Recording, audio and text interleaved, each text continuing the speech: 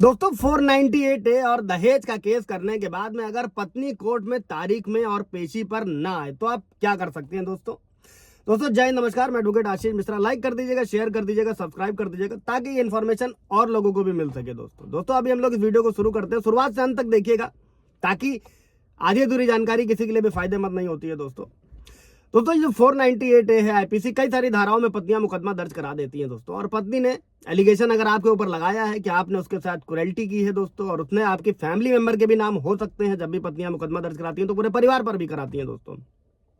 दहेज की डिमांड की गई है और अलग अलग तरीके के एलिगेशन वो आप पर और उसके फैमिली वालों पर लगाती है दोस्तों। और जिसमें बताती है कि पत्नी की पति के परिवार वालों ने उसके साथ बहुत अत्याचार किया है। तो यहाँ पर क्या हुआ दोस्तों कि पत्नी पीड़ित हो गई, आपके खिलाफ चार्जशीट हो गई, रेगुलर बेल आपने कर ली दोस्तों। और बेल करने के बाद में क्या होता है, आप तारीख पेशी पर जाना पड़ रहा है दोस्तों, लेकिन वहां पर आपकी पत्नी नहीं आ रही है दोस्तों।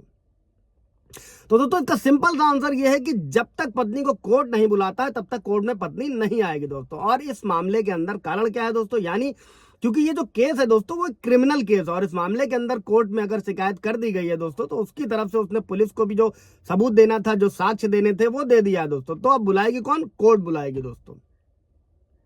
और जब कोर्ट बुलाएगी तभी पत्नी को आना होगा, गवाही देनी होगी, और आपका वकील जो होगा दोस्तों ऐसे मामलों में उसे क्रॉस करेगा। तो यानी इस मामले में आपकी पत्नी तारीख पेशी पर नहीं आएगी दोस्तों, केवल उसे कोर्ट बुला सकता है, और वो भी कब? जब उसकी गवाही की आवश्यकता हो दोस्तों। तो दोस्तों अभी ये 498 है और कई सारी धाराओं के जो मामले होते हैं दोस्तों, ये जो दहेज वाला मामला है, इस वाले मामले में कोर्ट की मंशा यही होती है कि जो ये पति पत्नी के मामले होते हैं दोस्तों, ऑटोमेटिक कुछ समय बाद सलाह करके निपटा लेंगे दोस्तों। तो क्या करना है, इस केस को चलने दो। और आप नोटिस करोगे कि इन केसों में लंबी लंबी तारीख मिलती है दोस्तों, और इन केसों में बहुत टाइम लग जाता है। कोर्ट की मंशा क्लियर होती है कि पति पत्नी आपस में शूट आउट कर लेंगे, सॉर्ट आउट कर लेंगे, मामले को निपटा लेंगे दोस्तों, या फिर कॉम्प्रोमाइज कर लेंगे, कहीं ना कहीं मामला निपट जाएगा। अगर पत्नी के बयान होते हैं दोस्तों, क्योंकि बयान चेंज कर दिए जाते हैं, कुल मिलाकर कई बार ऐसा होता है कि पत्नी नहीं आती है दोस्तों, और आप ऐसे में कुछ भी नहीं कर सकते हैं। तो दोस्तों कुल मिला के क्या है कि पत्नी को बुलाने वाला अगर कोई है तो वो कोर्ट है, और वही उसको बुला सकता है दोस्तों। और ऐसे मामलों में कोर्ट सबसे पहले समन पेश करेगा, तब उसकी गवाही की जरूरत होगी दोस्तों। और अगर पत्नी नहीं आती है तब उसको क्या होगा, बेलेबल वारंट से बुलाया जाएगा पत्नी को दोस्तों।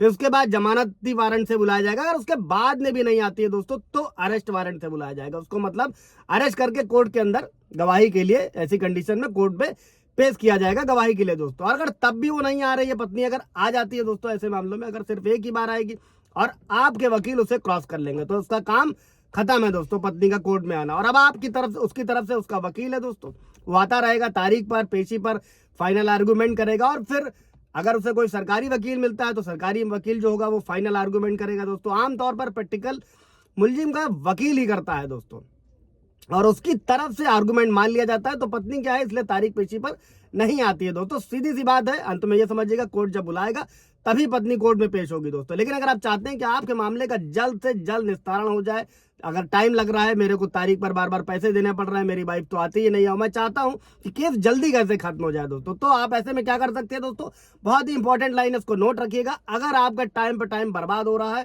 तारीख पे तारीख जा रहा है, तो आप इसके लिए हाई कोर्ट से डायरेक्शन ला सकते हैं दोस्तों। और अपने केस के लिए डायरेक्शन ले आएंगे तो आपको लिमिटेड टाइम दिया जाएगा, और उसे कोर्ट को, जिस कोर्ट में आपका मामला है उस टाइम पीरियड के अंदर आपके जो कोर्ट केस होगा उसका डिसीजन आएगा दोस्तों। क्योंकि हाई कोर्ट ये डायरेक्शन कर देगा दोस्तों कि इस केस को जल्द से जल्द निपटाया जाए दोस्तों, क्योंकि पत्नी जो है वो तारीख में और पेशी पर नहीं आ रही है दोस्तों, जो कि इन सब मामलों में होता है।